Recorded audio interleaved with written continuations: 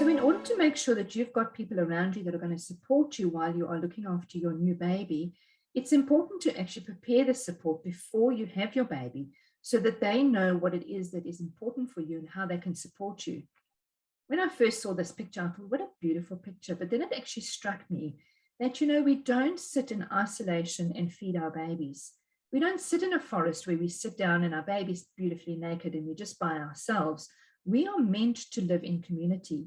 And so therefore, your community around you is what's going to be your support when you have your baby. And we as mums get consumed with mothering our children. And so therefore, we get so consumed that sometimes we don't take care of ourselves. And the people around you are the ones that are going to take care of you while you're taking care of your baby. In other words, you need support in order to breastfeed your baby or to look after your baby. So therefore, let's have a look at those people around you that are going to be there to care for you. And the reason why this is important is because it takes a long time to breastfeed a newborn baby. For example, the baby will feed for around about 15 to 20 minutes on one breast, then you burp your baby, and then the baby will have a nappy change and then feed for another 15 to 20 minutes on the other side. And then you have to settle the baby. And so therefore, if you've been doing your calculations, it can take up to an hour, if not longer, to go through a whole process of breastfeeding your baby. And your newborn baby is going to feed between 8 and 12 times in a 24-hour period. That's 8 to 12 hours of your 24-hour day that's taken up by simply feeding your baby and looking after your baby. So the time that you had to do washing and cooking and all those other things is pretty much spent looking after your baby.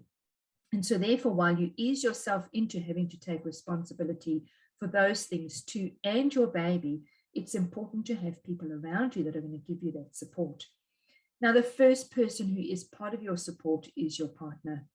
This is so important because this person is going to be there to help you and look after you, particularly in this first little time that he is off work. So therefore, how long can your partner take off work? Well, this is going to depend on who he works for and what arrangement they've made for paternity leave. It's really important to make sure that you do have some time off. Sometimes it might only be the 2 weeks of paternity leave, but if he has got extra leave, you can have this up his sleeve just in case you need a little bit longer. Sometimes it's not even possible to get the 2 weeks because he works for himself or there's some other restriction as well. Now, it's really important if you can just have this time together, just so that you two of you can get to know your baby. This is a time when you enjoy your baby bubble. You're just the two of you working out which end of the baby do we feed, which end do we change, what do we do with this baby? And so therefore, it's really good to be able to figure this out together between the two of you. And of course, this bubble is going to burst because everybody's going to want to come and see the baby. But again, this is going to be dependent on what's happening with COVID and what restrictions you're dealing with as well. And it's so important to make sure that everybody understands there are restrictions around this baby, regardless of COVID. So for example, we must make sure that everybody in the family who is coming near the baby has been vaccinated, not necessarily against COVID. Yes, that's important, but we have to have people vaccinated against other things, for example, whooping cough. The important people to look at for this particular thing is, for example, the grannies and the grandpas. Have they had their recent whooping cough injection? Because it's often the older people where their immunity has waned off of these things and they can end up being the carrier. They can have, a mild cough and it can be whooping cough, but it's very detrimental to a newborn baby. So make sure that anybody who comes near your baby has been vaccinated before your baby can be out and about and get its own vaccinations at 6 weeks. And at 4 months, they then get a booster. So it's really important that people who come close to the baby have been vaccinated. And of course, if anybody turns up at your door and they are not well, they do not come in and see the baby. Even if, little Johnny's just got a little cold, can we come in and see the baby? No, you can't come in and see the baby because we know that germs come home. If you do have an older child as well and they come home from daycare, make sure that you have a clean t-shirt for them to put on and that they go and wash their hands and wash their face. And when they kiss the baby, they only ever kiss the baby here on the head because they're going to come home from daycare and bring home those daycare germs. So try and keep your family as safe as what you can, especially keeping this newborn as safe as what you can from these kind of situations. Now let's talk about your tribe around you. How are we going to help to prepare them? Because this is so important for you to get that support. For example, who's going to be feeding you. While you're on maternity leave, if you have a couple of weeks before the baby is born, try and get some freezer meals prepared. Or can you ask mum or mum-in-law, can they prepare some freezer meals for you? Or can they bring dinner around for you when the baby is born? You might even have some orders that you can put in, for example, use Uber Eats or whatever it is that you've got around you occasionally, because you might just end up at the end of the day, you've got nothing prepared for dinner because you've been so busy with the baby. So make sure that before this baby comes, that there's instant meals that you can just pop them into the oven, and at least it can heat up, and get yourself some food that at least you don't have to have too much time preparing. Obviously, as baby gets older, you can ease yourself back into doing the normal cooking that you used to do. Then, of course, who's going to shop for you? Because you're still going to have to get some groceries. Yes, you can try and prepare this beforehand, but there's a lot of things that you can't. So, for example, do you need to use online shopping?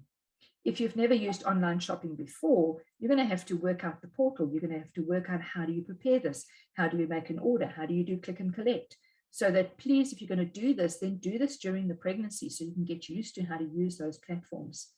You might just make a list for your partner when he's obviously gone back to work again and send him off to the shops.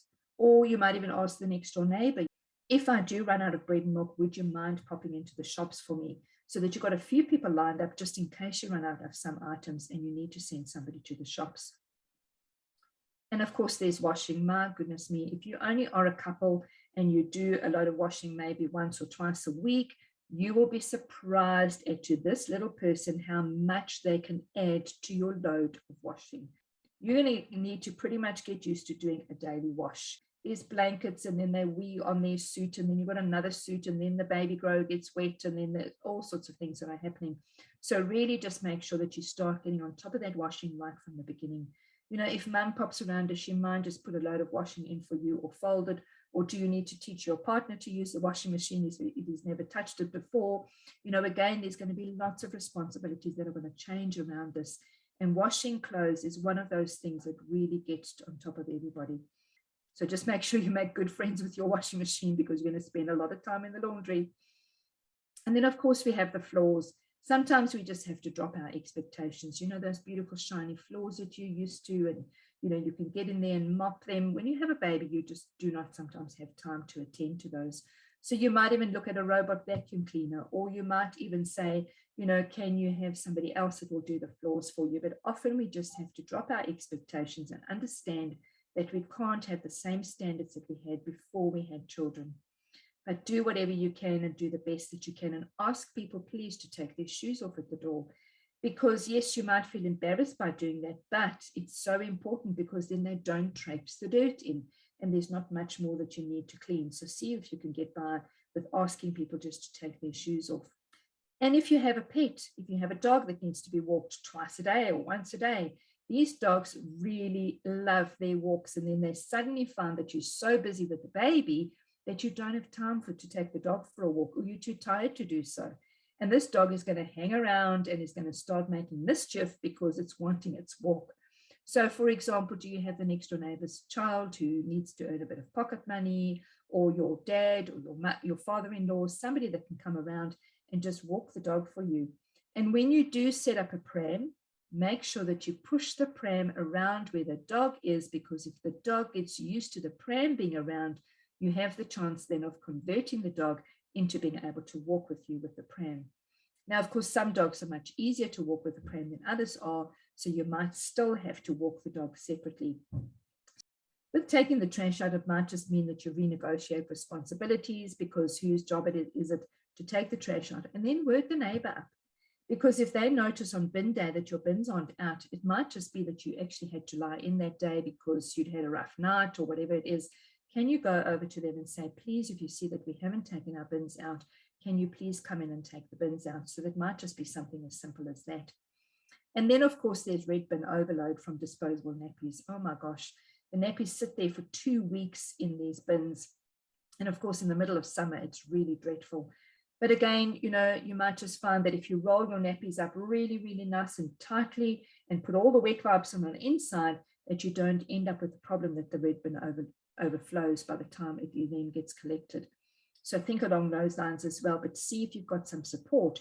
as far as a red bin is concerned. If you've got a small red bin, can you get a bigger red bin when the baby comes along? Because you're going to need that as far as, lasting for 2 weeks, if that's the situation in your council. And of course, you're going to need good company. And this is where I really encourage you to make sure that you connect up with a mums group. We will talk in a minute or two about how important mums groups are. Even have you got friends on call? Don't neglect your single friends, because they love coming around and helping. They can also come around at the drop of a hat because they don't have children. So therefore, make sure that you keep those people on standby and say, if I just called you because I just needed a bit of company, then again, they can come around and be with you.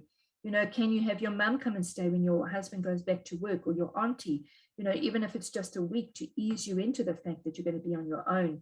So think along these lines and have these conversations with people before you get there. And then, what professional help do you need? Just check out when you have breastfeeding challenges, is there somebody that can help you out with these breastfeeding challenges? For example, if you just link in with the services that I have, or, if you need somebody personally to visit you and it's far away from me, I do telehealth as well. So really see where you can find somebody who can just give you that professional support that you require. If your baby won't settle, who is it that you're going to call on? Who is it that you can talk to? Anything about your baby, your maternal child health nurse, your GP, just make sure that you know what professional support is out there for you, so that you don't feel like you're battling along on your own. And if you prepare all of the support during your pregnancy, then you at least know that you've got these people on standby and they're ready and prepared to help you, because they know what you need. And then if you think of obviously something once the baby comes along, you know that you can, whoever you can tap into, so that you can know that there is support out there for you as well. Now, of course, COVID has messed around with mums groups as well.